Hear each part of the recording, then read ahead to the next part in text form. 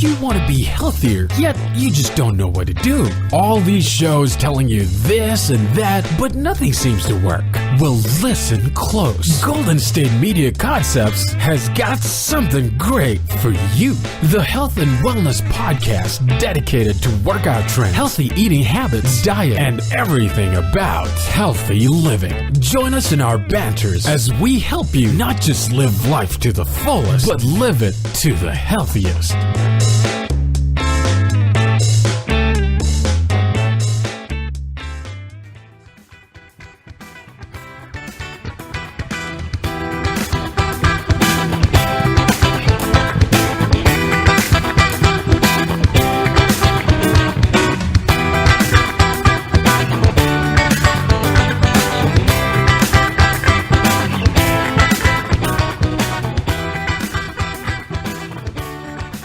Hello and welcome to the GSMC Health and Wellness Podcast, brought to you by the GSMC Podcast Network.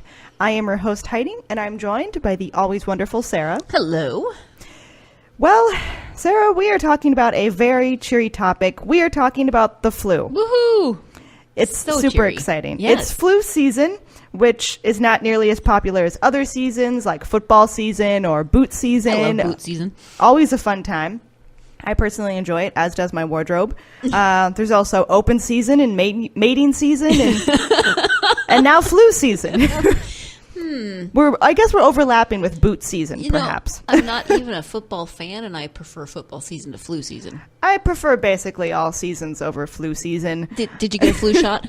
I did not. I feel like we've mentioned it. I have a thing with needles. Oh, yeah. So if I don't have to get the shot, I will not. And I didn't get the flu, so now I feel justified. But it's still going flu on. Season. You I can know. Still get it. Not that I'm trying to jinx you. Geez, that sounds terrible. You can still get it. I'm definitely not going to get it. But we will learn that there is the flu shot, and then you can get like the other flu vaccine where you like inhale it through your nose. Yes. I don't know, nasal spray, which I would get that one, but I will not get the shot until I'm like 60, basically. Okay. Is my plan. Okay. I have respiratory issues, so I get it every year.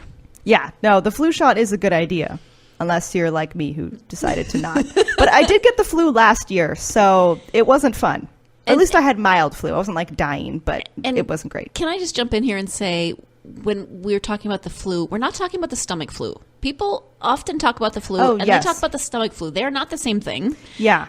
Stomach flu is not the flu. It is a bug, a stomach bug. Mm-hmm. The flu that we were talking about that you get the shot for, I hate it when people get a stomach bug and then they bitch because, excuse me, they complain because I got my flu shot. It doesn't cover stomach viruses. We will be talking about that because I do feel like that is a very, very common misconception.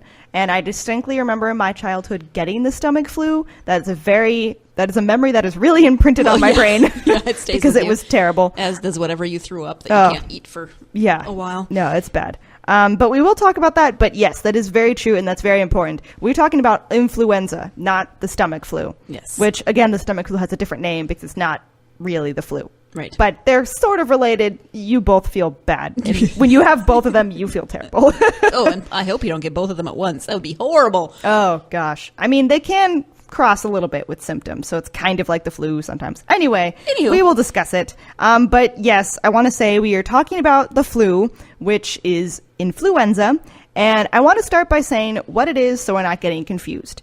The flu is a contagious respiratory illness. It's caused by influenza, influenza A, B, and C. Those are all viruses. And it appears most frequently in winter and early spring, hence where we are now in the month of February, which is cold and dreary. And now you get to also have the flu during the cold months. Lucky you. Yeah, so exciting. There are 100 different viruses that can cause a cold, but only the influenza viruses can cause the flu. So, I mean, I feel like when we say like, oh, it's the common cold, that is very common because there are so many different types of viruses for the cold. Influenza only has 3. Yes. And the flu virus attacks the body. It spreads throughout the upper and lower respiratory tract, which is why I feel like when you have the flu, you have like terrible like coughing, like nasal congestion. It's really not great. Your throat hurts. Also, you can get like headache or just chest discomfort, which I have not had before, but sounds awful. It is. Oh gosh. Yeah. The nasal things and all the respiratory illnesses are really not fun. Also with the flu, you're likely to run a high fever for several days. You can have body aches, fatigue, and weakness, which is also the worst. Which is the flu-like symptoms that you read that everything seems to have. Yeah, like symptoms. every medication says that. Yeah. And that's what it means, because if you've just had a cold, you might not really understand what the flu is, because it's like the cold symptoms plus weakness, achiness, fever, general worse feeling. Yeah. Like, I feel like with a cold, you can kind of function. I feel like with the flu, you really can't. And you really shouldn't, which I will touch on later, but really you should just rest up. And you don't want to spread it to others, because it's not a fun thing to... It's not like the kind of thing you want to share. It's not a gift. They might be like Heidi, and they didn't get their flu shot, so, you never know. It. Exactly. Let's see. Also, usually complications from colds are relatively minor.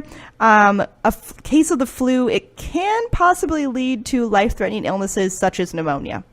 So it's a bit more serious, and it should definitely be taken seriously. Especially because if you didn't know before, you know now you're in flu season. So if you're feeling kind of crummy, and it's not just a cold, like maybe it's lingering, it's not going away, and you feel worse, you could have the flu, and it could become pneumonia. So you should really take care of yourself. Yes. And again, pneumonia is terrible. So people die from it. Just be aware. Yeah. Not saying you're going to die, but things could happen. You don't want to take that risk. Yeah, it's not good. Okay, so with the flu, I want to talk about the spread of it and how it's kind of gross and gets passed on. It's gross because it's a sickness. Okay, so new strains of the flu evolve every few years. And that's because, also related to that, the flu is a virus. So you should know antibiotics are not going to conquer the cold or the flu. Antibiotics are helpful because they treat bacteria, obviously, antibiotics. So it's not going to treat anything that's viral. So just because you have the flu doesn't mean you should be taking antibiotics. Don't go to your doctor asking for them, because they will generally not be helpful. However, antibiotics can be helpful only if there is a secondary bacterial infection related to having the flu. So the main cause of your flu will not be treated by antibiotics. Right. And also, you shouldn't take antibiotics all the time, because you don't want to get a resistance to it in your body. Exactly. But I feel like, you should still go to your doctor, even if you're not going to get antibiotics. They may be able to give you something for the respiratory issues. Yes. Maybe that's cough syrup. Maybe that's an inhaler. There are still things that can be done. Just might not be antibiotics. Yes, very true. Touching on that, there are 2 antiviral medications that are available to treat the flu. There are no medications that specifically defeat the common cold, and there aren't really any that I would say will specifically get rid of the virus of the flu, but you can take medications to help lessen your symptoms. Okay, so how to spread. The flu is spread when you inhale droplets in the air that contain the flu virus, which when I had the flu, I just think about how gross it is that I inhaled droplets in the air that had the virus. Which you do every single day. Every moment of the day you're inhaling something. True. I am probably inhaling your droplets that are in the air as you speak. I'm sorry. And I'm inhaling yours. It's a fun party. But wow. Yeah, we're inhaling stuff all the time. We just don't think about it. It's when we actually think about it that's really gross. Yeah, like how I am now. Yeah. Also, if you make direct contact with, this is a great phrase, respiratory secretions through sharing drinks, utensils, just other things like that. Or if you're handling items contaminated by an infected person. So if someone's not coughing into their elbow, which you should, and they're coughing into their hand, and touching doorknobs or just any other, I feel common item around, going on the bus, touching doors, touching your shoulder, shaking your hand, anything like that. If that's coming into contact, and then maybe you're touching your mouth then, or rubbing your eyes, something like that. All of that is generally going to spread the flu, which again, flu season. So people might be sick and not really be taking care of themselves. So that's kind of just out there everywhere, which is a good reminder to wash your hands, and wash your hands often, which is a great way to try and prevent the flu. Also, I feel if you have the flu, cough into your elbow, like you always should when you cough. And if you have the flu, try and wash your hands. This is making me want to cough. Like, I feel like I need to cough. Oh, no. Now. I don't have the flu. Okay, good. I don't want to inhale your air droplets. Yeah. And I had the shot, and I don't feel sick. I just really feel like I need to cough. It's like when you talk about yawning or sneezing. Exactly. Yeah, it gets passed. Yep. Also, while anyone can get the flu, infants, the elderly, pregnant women, and people with chronic ailments such as diabetes, heart disease, lung disease, and HIV are at the highest risk for flu complications. So I also like to see this is partially my excuse for not getting the vaccine. Like, I'm not in any of these categories, so clearly I'll be fine. But Right. I mean, I shouldn't think that, because then if I got it and then I could pass it. Also, I want to say I'm not an anti-vaxxer. I just happen to not get the flu shot, but I'm not suggesting that for anyone out there. Not at all. And I want to say, despite advances in flu prevention and treatment, the CDC estimates that deaths related to influenza range from 3,000 to 49,000 deaths in the United States each year. Which 3 is to 49? Yeah, that's a huge range. That's the CDC for you. Wow. But I think also some of that range and vary is because you can get it, like, evolves each year. So it's not just the same. Right. And also the vaccine is not always effective. Like, it varies in effectiveness. Yeah. Which, I mean, again, we will kind mention. it's kind of like prognostication, where they're trying to figure out what strain it's going to be this year. I mean, they've got... I don't know how that works exactly. Yeah. I mean, I'm not going to say like they're guessing, but they're sort of like trying their best to anticipate how it's going to be as they're developing it to get prepared for flu season. And we're going to take a quick break, but I just want to hint, we're going to be talking about stomach flu because it has flu in the name. And although it is not the same, I think that everyone should still know about it because I want to do some myth busting in case you were wondering. Nice. So we're going to take a quick break and then we'll come back and talk about stomach flu. Still on the search of that one true love? On the limbo in this crazy world of dating, marriage, relationships? Well, listen to the Golden State Media Concepts Relationship Podcast, your one-stop podcast for everything about relationships.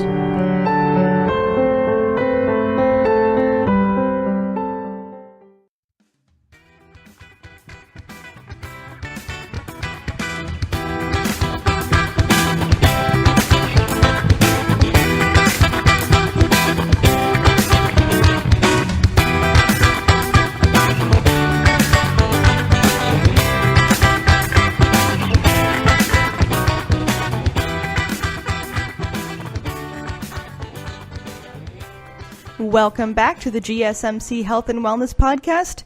Well, as I hinted, we were talking about the stomach flu.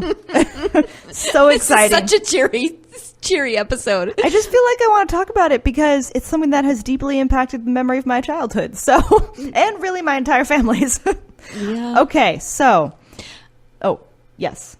Well, no, I was just thinking the last time I went home to my hometown, my youngest niece had the stomach flu and she was hurling and horrible and right before her sister's birthday. And then the entire family, sister, nieces, brother, his kids, my parents, me, we all got it like pretty much at the exact same time. I think my dad was the only one who didn't get it. Oh, wow. My dad and one niece. Wow. Yeah, we all... Did they just like run away and avoid you all? No, they were right there with us. But yes, it was like 3 different houses. Oh, God. So that just came back to my memory. I think I blocked it for a while. It sticks with you. Yeah.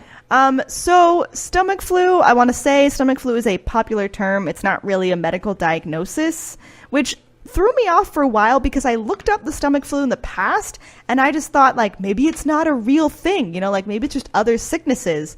But it is a real thing. It's just that what we often call it is more of like a colloquial term. It's not a diagnosis. Mm-hmm. So even if your doctor might say you have stomach flu, that's not technically what it's called. Also, again, if you're getting a flu shot, it's protecting against influenza, not the stomach flu. Okay, so stomach flu. I'm going to try and say this. It's gastroenteritis. I think that's pretty close. Yeah, I mean, that makes sense because gastro, like your stomach. Yeah. And It's a viral infection, the flu is a viral infection, but gastroenteritis refers to inflammation or irritation of the gastrointestinal tract. That seems so mundane sounding for what it actually is. Yeah. Inflammation or irritation? No, it's not irritation. It's like intense irritation. Yeah. Yeah, so it affects your stomach and your intestines, and it can range from bacteria, virus, also like parasites, food reactions, unclean water. It's more general than just the influenza flu. And apparently viruses cause close to half of all the stomach flu cases in adults and even more in children. So it has a little more vary of what causes it, not just like virus A, B, or C. Also, with gastroenteritis, you have symptoms such as abdominal cramps, nausea, vomiting, and diarrhea. Why it's so memorable. You could also have fever, headache, swollen lymph glands. It kind of depends on the type of germ that causes it. And I feel like this is sometimes why it's confused with flu, because you can get symptoms like fever, headache, soreness, and like other things that relate to having the flu. Although I feel like they could be like flu-like aches, but I feel like most of those aches, like the headache and your abs hurt because you're throwing up all the time. Your head probably hurts because you haven't held anything down for 2 days. Right, you're just dehydrated. You're dehydrated, your head hurts, and throwing up I'm sure does not help a headache. No, not at all. I remember getting it as a child, and I had never been that sick, and I just remember like how terrible it was. I was like shocked by how sick you could be. Yeah. So in severe cases, which can happen, there can apparently be days of throwing up or having diarrhea, or sadly both. And they can cause your body to lose a lot of moisture. And if you lose too much, you may need medical attention. It can sometimes be life-threatening. Again, probably if you're in like really young children or the elderly, it can be life-threatening due to losing a lot of your body's hydration. It's not good because sometimes when you're so sick, you can't even hold down water. So it can be rough. And if you're in that type of situation, definitely go see a doctor, or probably have someone else take you to go see the doctor. So you may need some help with hydration. Yeah, probably.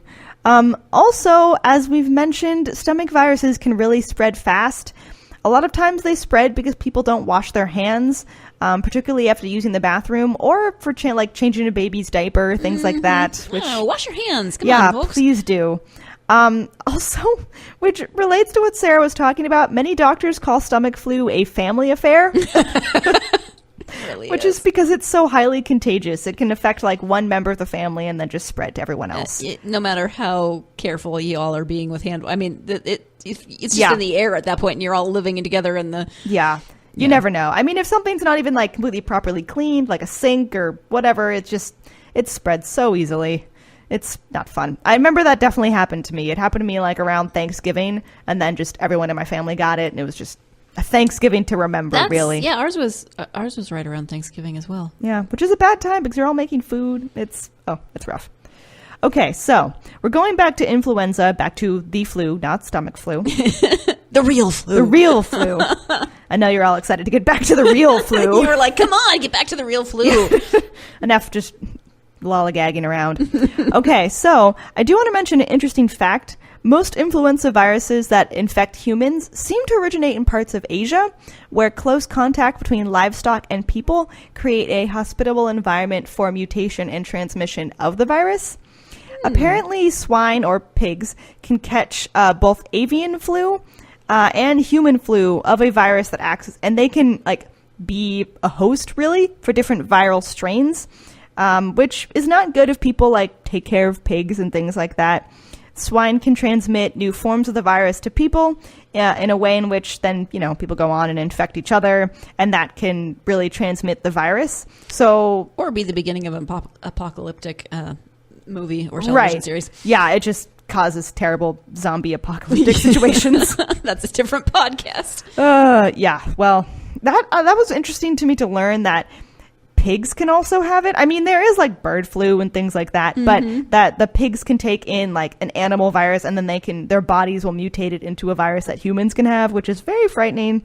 Again, very apocalyptic. Yeah. And so then, of course, from the pigs, it's transmitted as the flu is through droplets in the air, and people can breathe it in. Or other pigs breathe it in, which is sad. Yeah. Okay. How Wash to prevent pigs. Oh, Sorry, yeah. I don't know. Maybe the pigs should wash their hands. I don't know if there needs to be a PSA about that. Wash their hooves, I guess. Yeah. Or I guess, yeah, wash your pigs in general. Or at least if your pigs seem sick, maybe take care of them. Don't, I don't know, hang out with them. Wash your hands. Yes. Oh, yeah. Also, if you work with pigs, you should probably really wash your hands. Although I have heard pigs are very clean. But anyway, if they have the flu, it's just in the air at that point. Okay, so how to prevent the flu. Specific strains of the flu can be prevented by a flu vaccine, either, again, as I said, shot or like nasal spray flu vaccine thing. In addition, there are antiviral medications. Some of the drugs that are antiviral can help reduce the severity or the duration of the flu.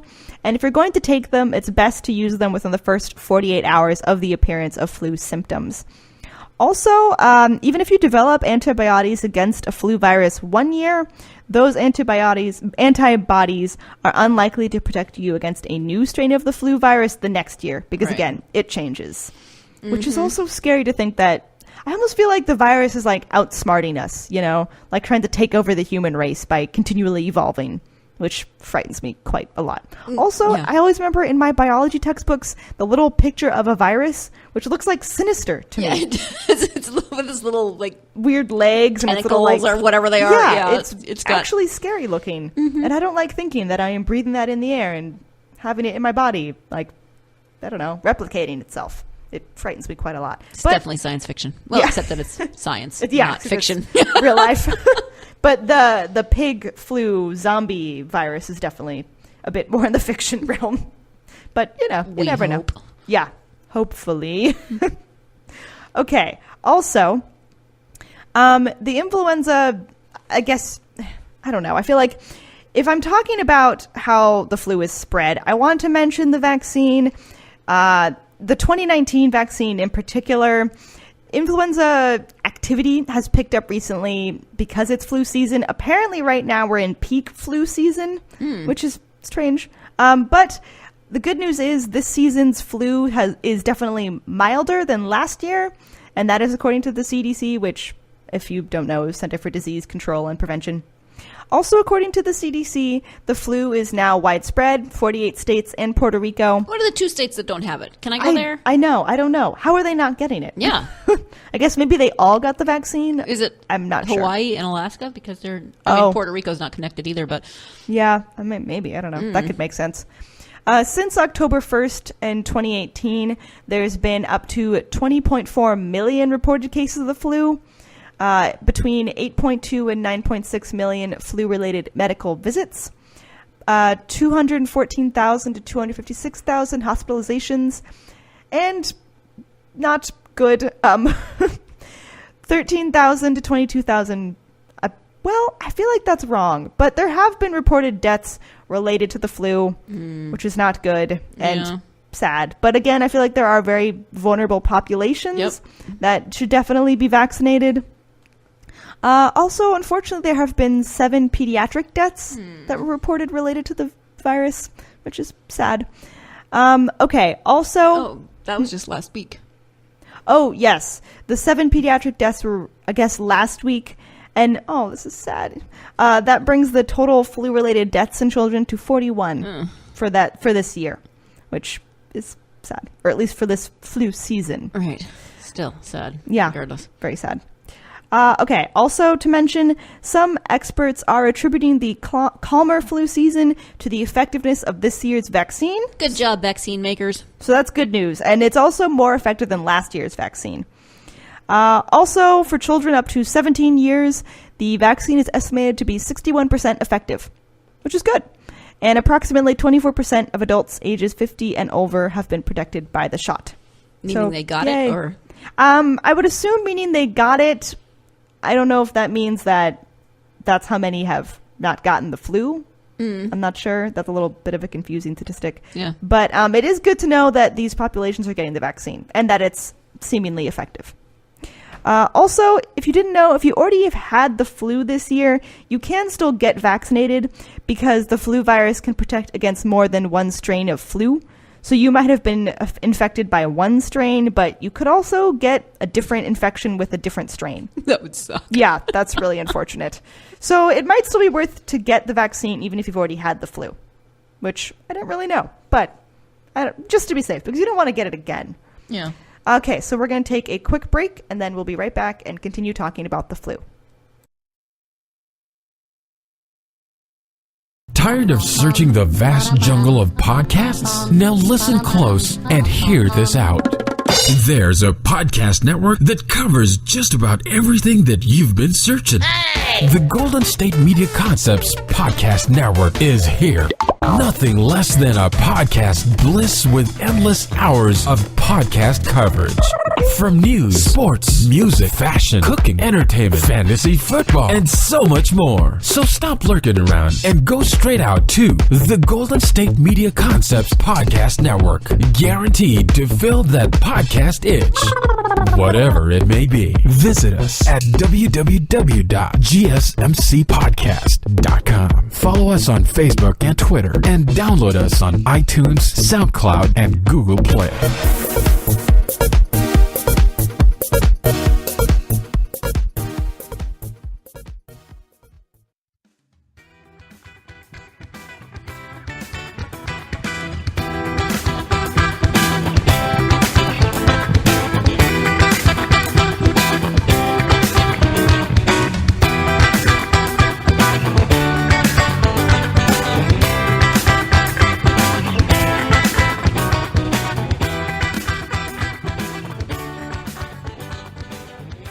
Welcome back to the Health and Wellness Podcast. We are continuing to talk about the flu.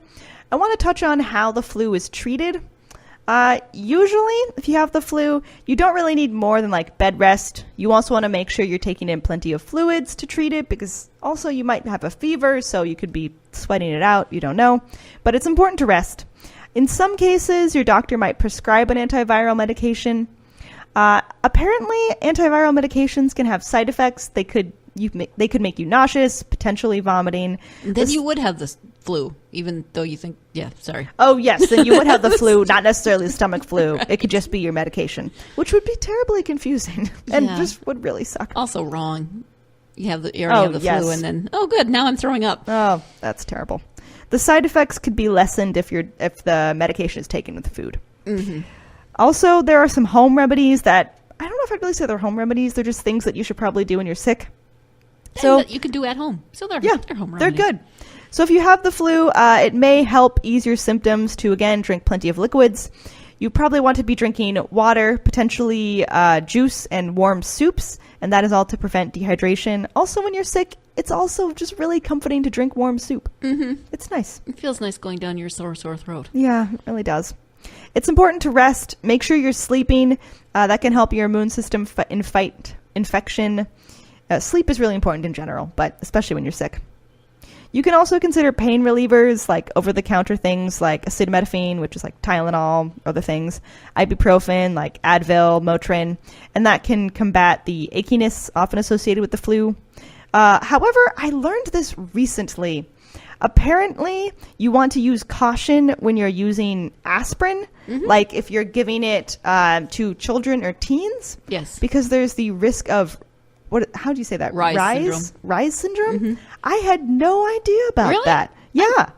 For some reason, I knew this as a child. My mother would, I don't know, maybe she was always into education. She's like, you get Tylenol because you can't have aspirin. Why? And then she told us. Oh, that makes sense, because I was never given aspirin as a kid and never really understood why. I think for the first time in my life, I recently bought aspirin and I was like, I wonder why I never took this. Yeah. But now I know, because my parents probably didn't want to give me Rise syndrome, which is a rare but potentially fatal condition. Yeah. Which, I don't know. Interesting. Just avoid that. Yeah, so be careful. If you have kids, don't give them aspirin. Just give them a different pain medication if they need it. And I think it can also help with the fever, because you might have a fever if you have the flu. And the general achiness and whatnot. Yes. The general terrible feeling.